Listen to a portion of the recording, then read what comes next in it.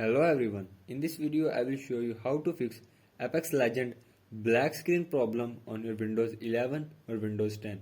So to fix this issue, follow every step as I am showing in this video, and do not forget to subscribe this channel and also press the bell icon for the latest upcoming videos. Hope so this will fix your problem and help you a lot.